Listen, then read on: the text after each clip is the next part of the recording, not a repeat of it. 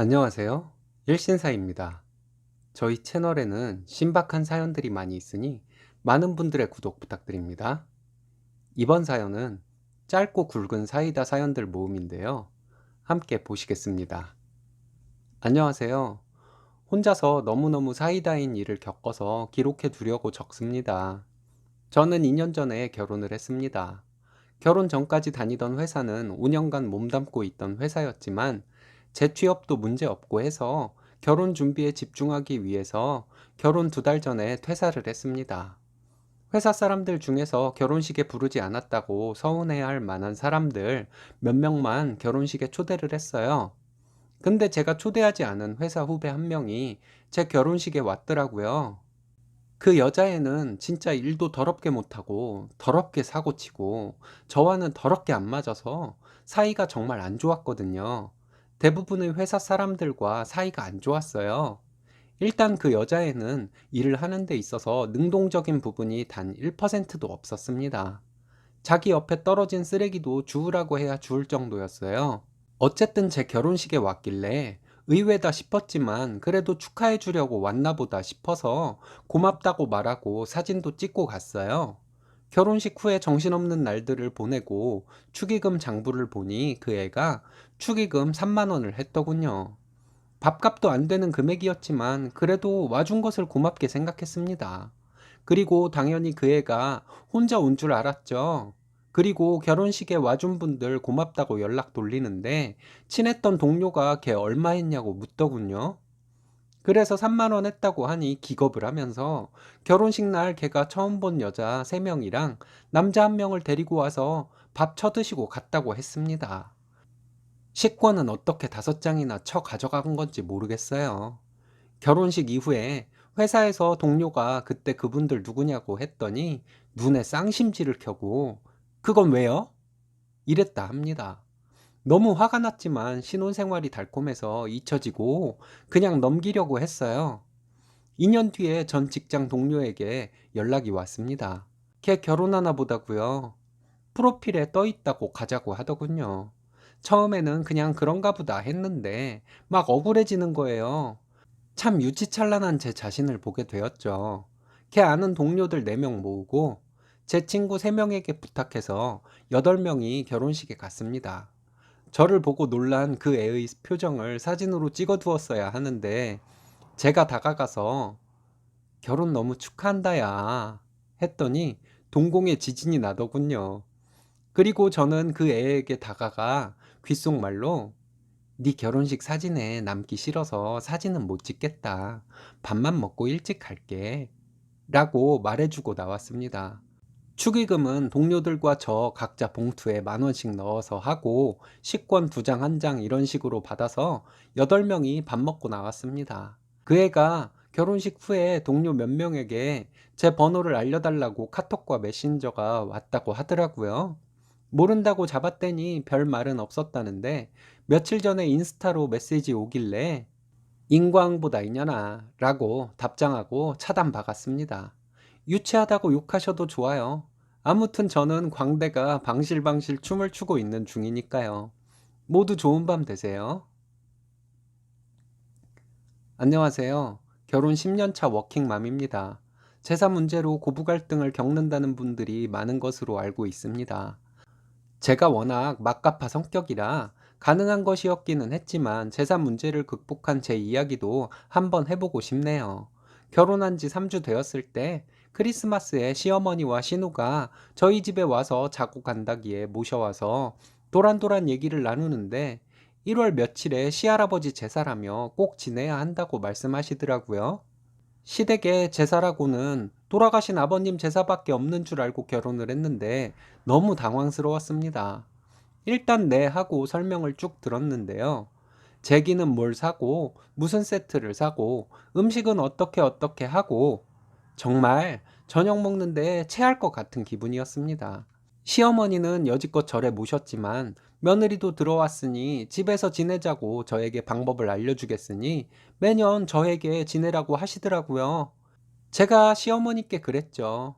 어머님도 얼굴 한번 뵌 적 없는 할아버님 제사를 저에게 지내라고요?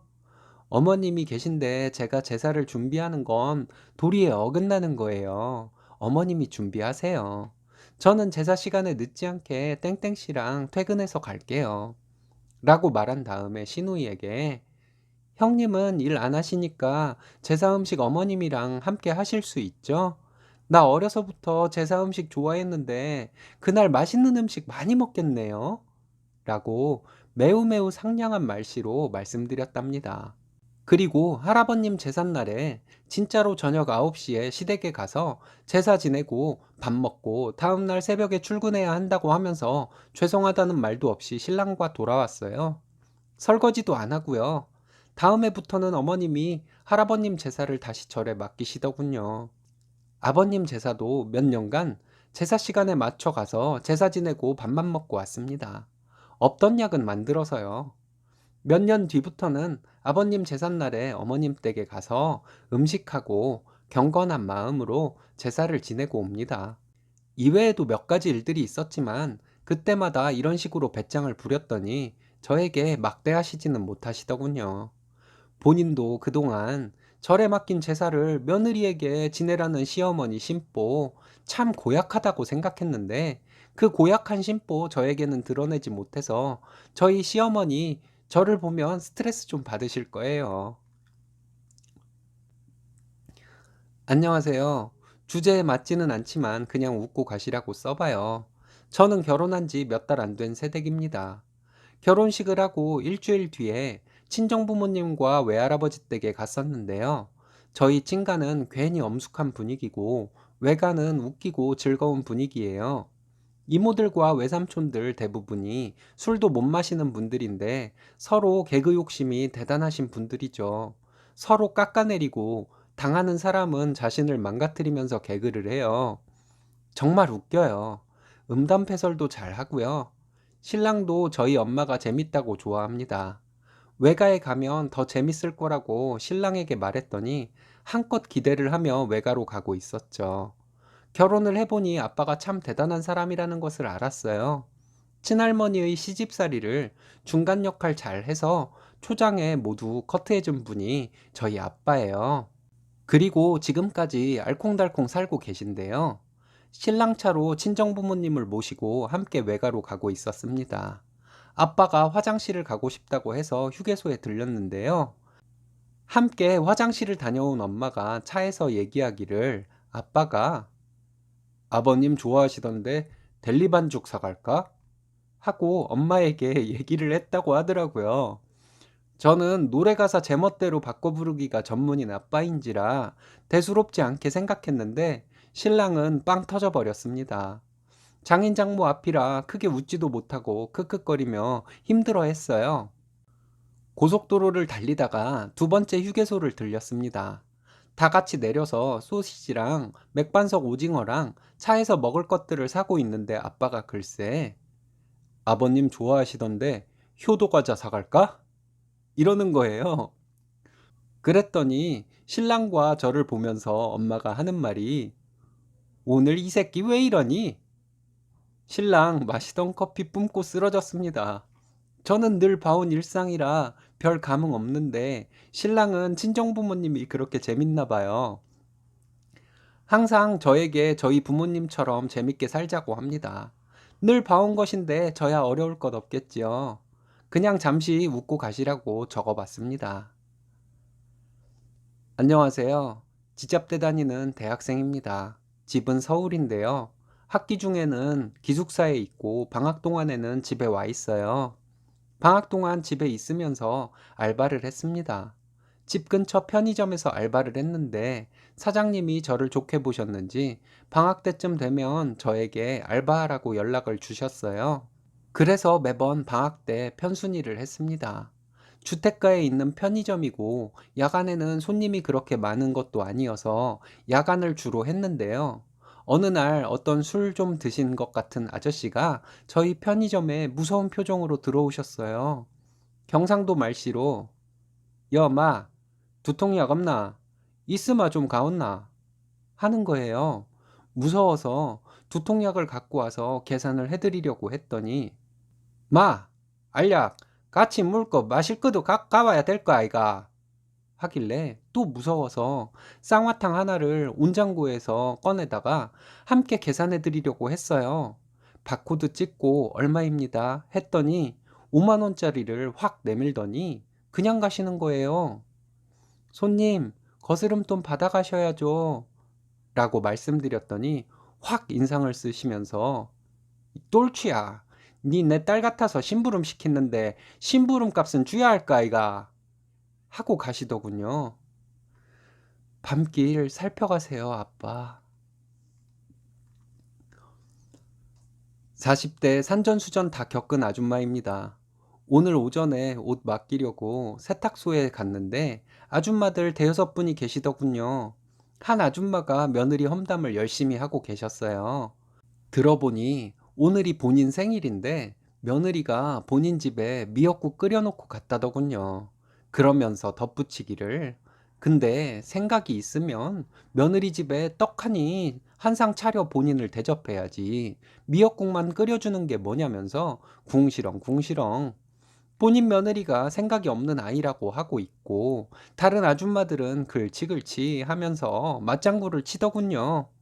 제가 억척 아줌마이기는 해도 남의 일에 그리 오지랖 떠는 성격은 아닌데 우리 시모와 겪었던 일이 생각나서 저도 모르게 그만 본인이 배 아파난 새끼한테는 1,000원짜리 양말 하나 못 받아본 사람이 남의 귀한 자식한테서 미역국이라도 받아봤으면 성은 입은 줄 알고 살 것이지. 아줌마, 딸은 그래서 생일이라고 전화라도 합디까? 아들네 왜 이혼시킬 아줌마네? 라고 하고 나왔습니다. 뒤에서 아줌마들끼리 또 궁시렁궁시렁. 아유, 귀 간지럽어라. 안녕하세요. 27살 직장 다니는 여자 사람입니다. 저는 유행에 둔감하고 명품 같은 거 잘 모르는 편이에요. 얼마 전 엄마랑 같이 홍콩에 여행 갔다가 산 옷이 화근이 되었네요. 길거리 쇼핑 중에 너무 마음에 드는 원피스를 찾아서 바로 샀습니다. 엄마도 너무 예쁘다고 둘이 정말 즐거워했어요. 여행 다녀와서 그 옷 입고 회사에 갔는데 점심 먹을 때 직원 몇 분이 옷 예쁘다고 해주셔서 홍콩 길거리에서 샀다고 얘기를 했습니다. 30대 여자 꼰대 대리님이 그래도 땡땡씨 아직 어리고 돈 모아야 할 텐데 그런 거 맛들이고 그러면 안 돼. 이러시는 거예요. 저 홍콩 갔을 때 길에서까지 말했는데 그래 알아. 짝퉁 산 거잖아. 나도 젊을 때 명품 살 돈은 없고 해서 A급 찾고 그랬어. 추억이다 진짜. 이러시는 대리님. 30대 중반이신데 젊을 때? 추억? 이 생각을 하고 있는데 다른 선배님이 에이 대리님 땡땡씨 명품 같은 거 진짜로 잘 모르던데요? 가끔 비싼 명품 남방 같은 거 입고 와서 얼마 주고 샀냐고 물어보면 엄마가 사준 거라고 이게 비싼 거냐고 하던데요. 땡땡 씨는 우리랑 달라요. 금수저인가 봐요.